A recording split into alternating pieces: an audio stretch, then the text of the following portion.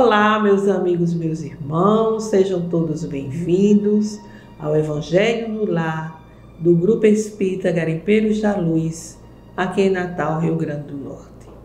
É sempre uma alegria renovada aqui comparecermos para o nosso encontro em família, o encontro da família com Jesus.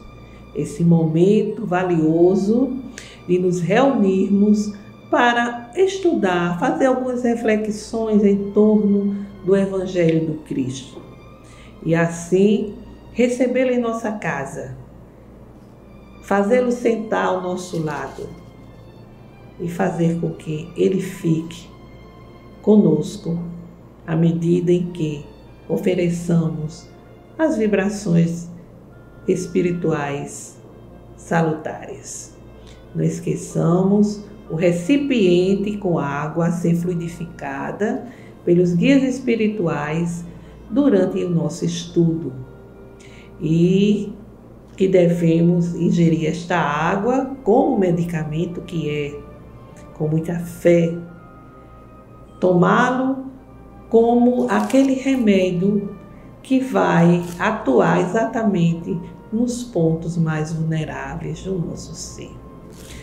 O Evangelho no Lar sempre foi recomendado pela espiritualidade e foi iniciado por Jesus, quando, na casa de Pedro, ele aproveitou aquele momento em família e orou com todos eles, dando início assim à prática do Evangelho em família.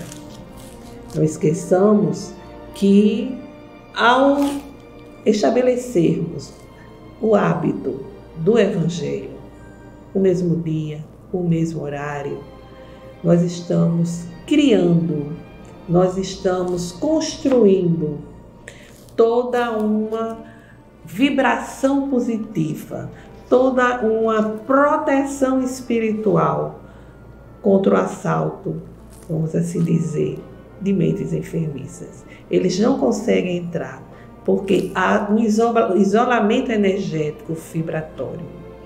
Daí a importância de persistirmos, de não deixar que qualquer ocorrência atrapalhe esse momento tão valioso. Mas se chegar visita, ela será convidada a participar. A gente explica e convida. Nós não podemos alterar a nossa rotina de vida simplesmente por ocorrências.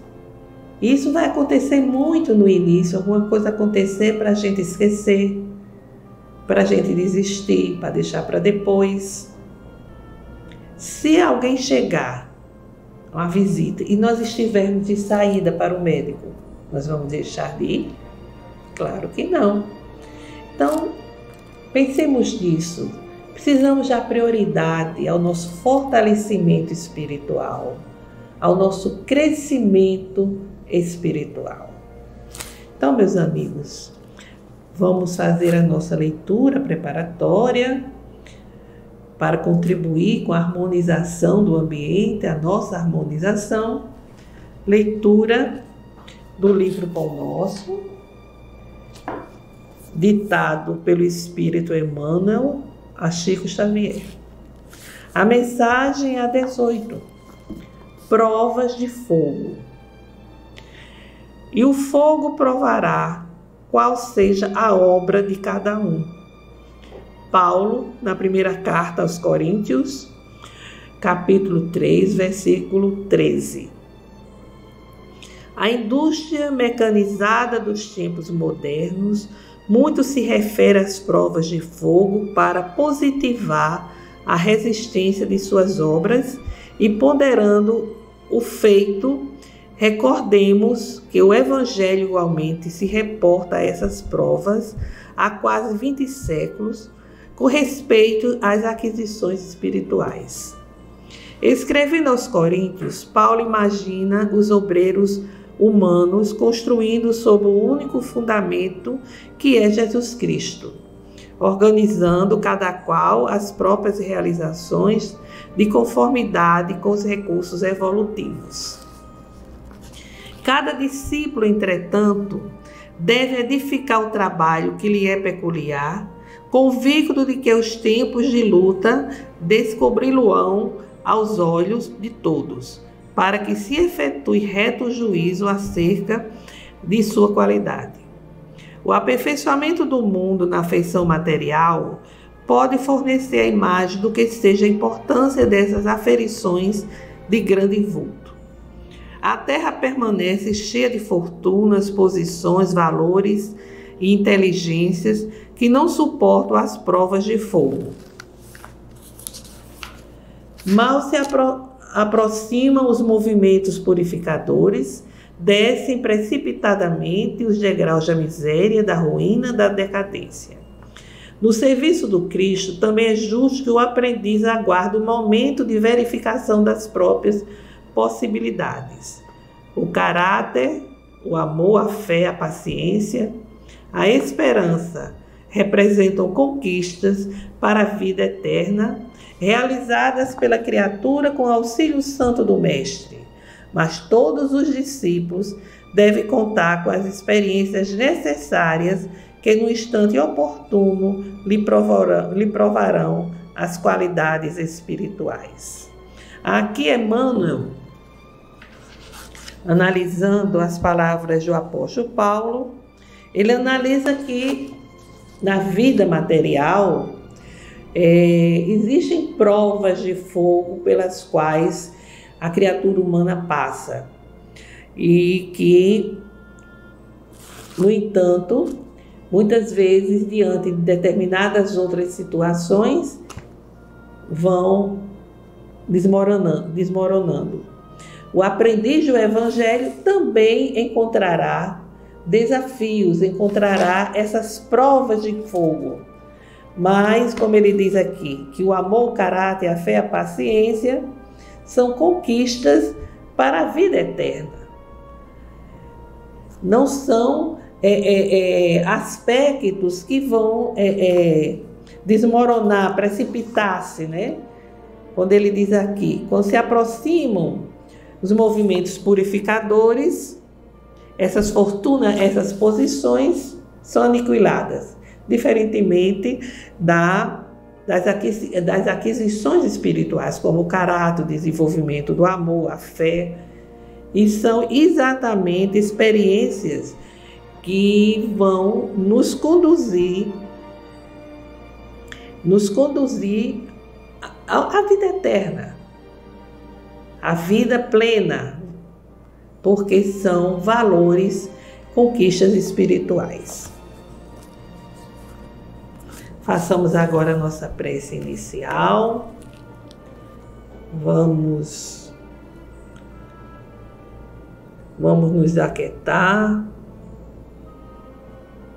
dirigir nossos pensamentos ao alto.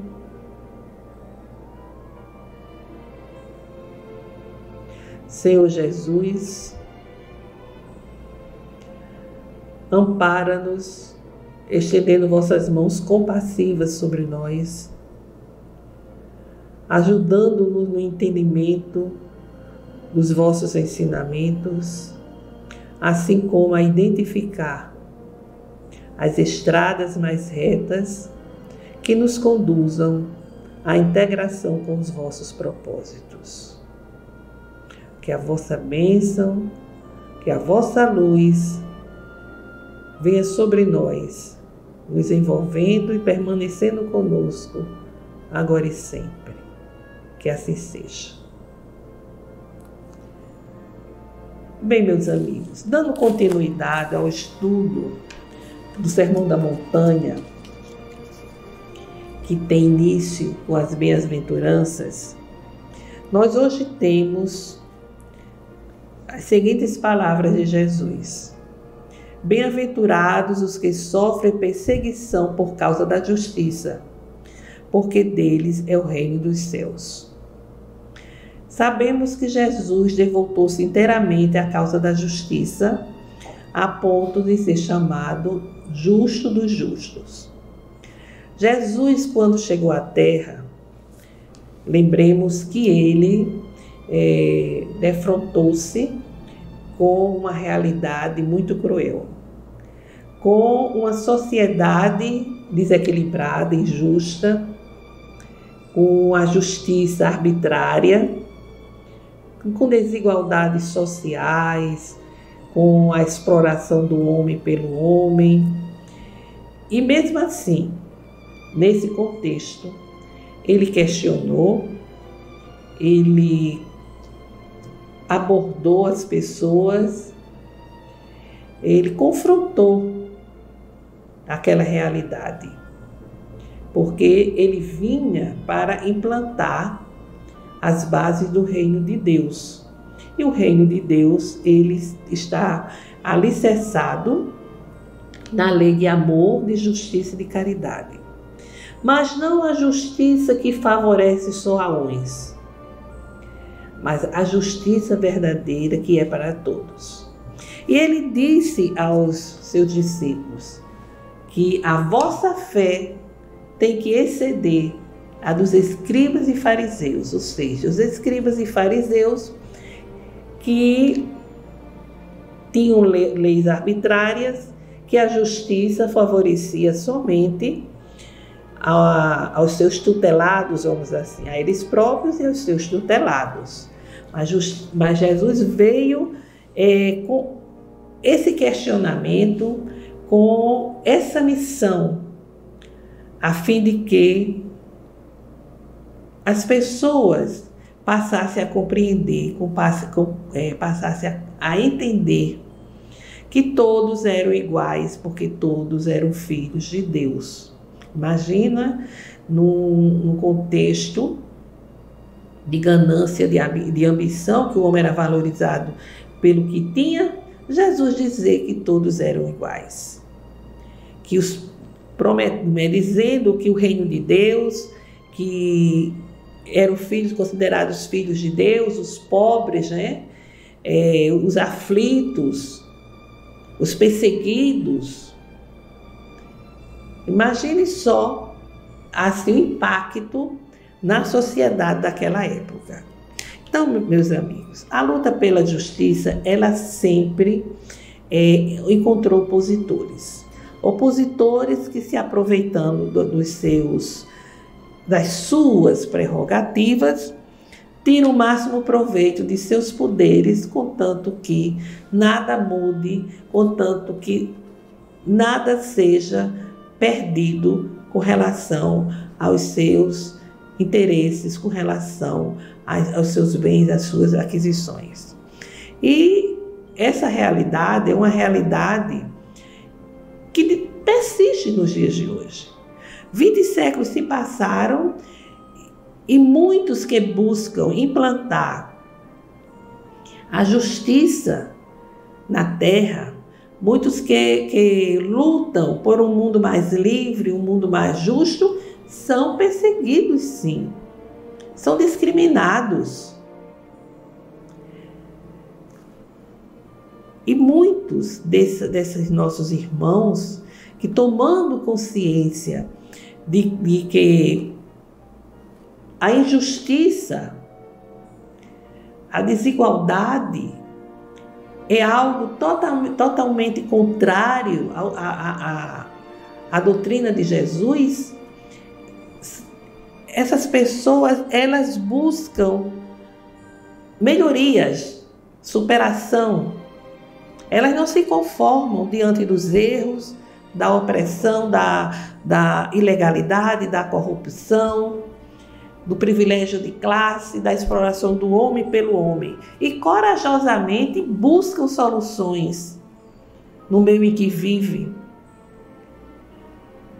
E por isso são massacrados, podemos assim dizer. São perseguidos e massacrados. Por quê? Porque você está indo de encontro a quem tem o poder nas mãos e que quer ter as rédeas nas mãos da vida das pessoas. Os menos favorecidos, os pobres, ficam à mercê desses poderosos. E quem luta, apresentando projetos em suas comunidades, buscando exatamente mais justiça, mais igualdade, deve estar preparado para momentos difíceis. Com o passar dos tempos, as formas de perseguição foram sendo alteradas. Hoje nós temos como perseguição a animosidade, a discriminação, preconceito. Inclusive, ainda tem a tortura e ainda tem as execuções. A gente vê aí a mídia dando notícias de pessoas que foram torturadas e executadas, porque tiveram a ousadia de protestar contra a situação em que viviam. As comunidades, que são as favelas de antigamente, onde há uma miséria humana muito acentuada, miséria em todos os sentidos, há exatamente uma situação extremamente delicada. Porque de um lado tem os poderosos que estão na ilegalidade, que a pessoa não consegue se libertar. Se quiser, vai ser executado. Mas tem também aqueles que lutam, que buscam melhoria, são os idealistas, que têm uma maturidade, que têm assim, uma consciência de que tudo aquilo está errado, de que aquilo não é amor de Deus, de que não é isso que Deus quer, e que se junta com outras pessoas para lutar pela melhoria. Apresentam projetos, iniciativas, e isso muitas vezes vai de encontro aos interesses mesquinhos daqueles que têm o poder legal ou ilegal naquele ambiente. E quantas vezes essas pessoas são assim excluídas, né, da sociedade, excluídas da comunidade, são perseguidas. E essa perseguição hoje em dia tem outras táticas, né? A gente tem as ligações telefônicas, as mensagens por SMS, pelo aplicativo, pelo e-mail. Nós temos as fake news. Enfim, são as mais variadas formas de perseguição. A pessoa denuncia, por exemplo, um caso de injustiça no seu ambiente de trabalho, desrespeitos, por exemplo, as leis, os seus direitos que a justiça já estabeleceu, e você é sumariamente demitido ou transferido para um lugar bem distante. Isso ocorre nos nossos dias. Não é o passado, não. A gente sabe que no passado isso acontecia muito. O cidadão trabalhava numa empresa, o chefe não gostava das suas reivindicações, transferia para bem longe, para um lugar totalmente distante da sua família. Conheço um cidadão que tinha estabilidade no emprego, no trabalho, mas era bastante atuante, reivindicava, né, determinados direitos, determinadas situações que não correspondiam ao que a justiça estabelecia. E ele começou, o chefão transferiu ele para um município. Quando ele estava se adaptando, chegava a transferência para outro município, e assim ele andou o Rio Grande do Norte todo, num desgaste emocional imenso, uma perseguição sem precedentes. Isso não faz muito tempo não, foi alguns aninhos atrás só. Então a gente vê que quando Jesus clama por justiça, é porque não pode haver ingresso, vamos assim dizer, no reino de Deus, sem que haja a justiça. Essa justiça que se faz a partir do respeito ao outro, do respeito aos seus direitos. Aí, certa vez, não me lembro qual foi o palestrante, ele abordando esse tema, ele dizia que deveríamos fazer sempre uma análise, porque às vezes nós clamamos por justiça, vamos para os protestos, levantamos cartolinas e reivindicamos, né, os direitos desse ou daquele grupo, tudo muito válido e positivo, mas deveríamos nos perguntar: como é que está a nossa justiça no cotidiano? A nossa justiça como cidadão numa família, na comunidade na qual pertencemos. Será que a nossa justiça é aquela que permite, por exemplo, estacionar no lugar proibido? Ocupar a vaga de um deficiente ou de um idoso? A nossa justiça é aquela que permite, por uma questão de interesse próprio, furar uma fila? Jogar papel na praça pública? Arrancar dos jardins públicos alguma mudinha para levar para casa? E ele dizia: isso é contrário à justiça. Isso é injusto. E, no entanto, nós não nos damos conta de que assim agimos. Que a nossa justiça é essa justiça ainda restrita, ainda limitada. Sem dúvida, foi uma reflexão bastante interessante. Porque a gente reivindica, né, melhores condições para a população, para uma classe social, para a classe operária. A gente faz movimentos os mais variados e, no entanto, cometemos esses deslizes. Mas Jesus diz que serão bem-aventurados os que buscam a justiça, aqueles que, inclusive, sofrem perseguição por causa da justiça. Ele aqui se refere prioritariamente a quem sofre a perseguição. Mas vale a pena pensar, refletir qual tem sido a nossa postura com relação à justiça.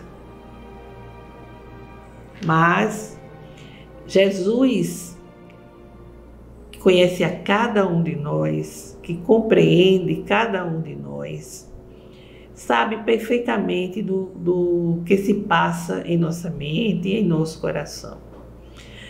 E nos tolera porque entende, sabe perfeitamente que nós somos um ser em evolução. Ainda somos extremamente contraditórios. Ainda somos muito negligentes devido à nossa imperfeição. Mas ele diz, e é muito forte quando ele diz, que os que sofrem perseguição por causa da justiça, o reino de Deus é deles. E a gente se lembra de Gandhi, um pacificador que sofreu perseguições de todo tipo, mas lutou pela paz, pela justiça, que a justiça se cumprisse. Mandela foi outro que lutou por justiça para o seu povo, altamente sofrido, altamente injustiçado. E temos outros vultos durante toda a história da humanidade. Até muitos anônimos que lutando pela justiça, que se fizesse justiça junto aos seus irmãos necessitados, sofreram muitas perseguições. Dom Helder Câmara, aqui pertinho da gente, um homem da paz, um homem que entendia Jesus, os ensinamentos de Jesus em sua profundidade, e não se calava diante das injustiças cometidas, das torturas, das execuções de jovens, de pais e mães de família. E foi rotulado de subversivo, quando na verdade ele era o mensageiro da paz, o mensageiro do Cristo. Ele colocava em prática aquilo que ele tinha aprendido, de fazer ao outro o que se deseja que lhe seja feito, de amparar, de acolher o aflito,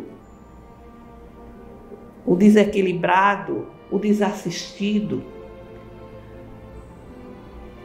E quantas vezes foi perseguido mesmo. Não lembro se chegou a ser preso, mas não foi fácil. Enfim, meus irmãos, lutar por justiça é uma luta que devemos começar dentro dos nossos lares, junto aos nossos filhos, aos nossos entes queridos, para que eles cresçam com a ideia, com a noção de justiça, de igualdade, conscientes de que todos somos iguais. Ninguém é diferente, ninguém é melhor do que o outro. E assim, nessa igualdade, devemos ter as mesmas oportunidades, as mesmas situações, os mesmos direitos. Isso tudo ainda acontece entre nós, porque somos menos evoluídos na hierarquia dos mundos. E a humanidade, com raríssimas exceções, ainda tem um grande atraso espiritual.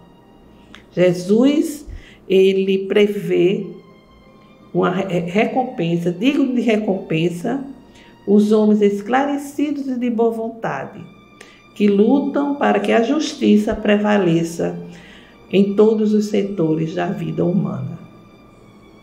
E assim, agindo, o reino de Deus será conquistado por todos nós. Inclusive, Emmanuel também nos diz com relação a essa bem-aventurança. No livro da Esperança, psicografia de Chico Xavier. Sob o assalto da calúnia, ora em favor dos que te ferem. Quando vantagens humanas te sorriam com prejuízo dos outros, prefere o sacrifício das mais belas aspirações. Com autoridade suficiente para a censura, semeia a benevolência onde estiveres. Retendo a possibilidade do descanso, abraça o maior esforço e trabalhe sempre. Quem suporta serenamente o mal que atraiu para si mesmo, trilha a estrada bendita da resignação. Contudo, quem pratica o bem quando pode fazer o mal, vive por antecipação no iluminado país da virtude. Palavras de Emmanuel sobre essa bem-aventurança. Mostrando que diante das injúrias, das calúnias, devemos orar e perseverar na construção do bem. Então, meus amigos, façamos agora as nossas rogativas, vamos apresentar as nossas vibrações, que significa o desejo firme e forte do bem, da saúde, do amor.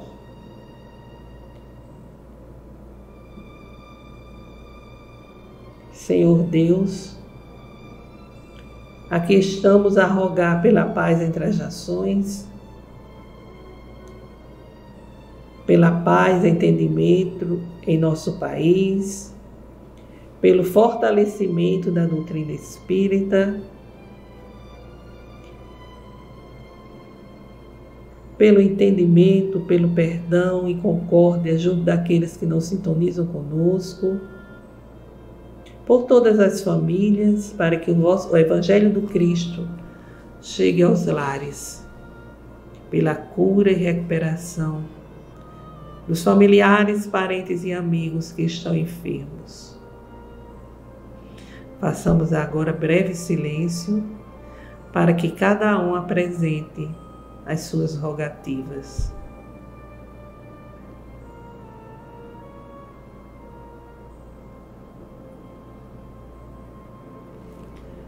Pai nosso que estais em toda parte, glorificado seja, Senhor, o vosso nome no louvor de todas as criaturas. Venha a nós o vosso reino de amor e sabedoria. Seja feita a vossa vontade acima dos nossos desejos, aqui na terra e em todos os ciclos espirituais. O pão nosso do corpo e do espírito dai-nos hoje. Perdoai, Senhor, as nossas dívidas, ensinando-nos a perdoar os nossos devedores com esquecimento de todo mal, não permitindo que venhamos a cair nas tentações das nossas próprias inferioridades. Livra-nos, Senhor, da maldade que ainda reside em nós mesmos, para que assim reine a paz e o entendimento, o amor na caridade, hoje, amanhã e sempre. Que assim seja. Encerramos assim o Evangelho de hoje, esperando reencontrá-los no próximo domingo. Muita paz.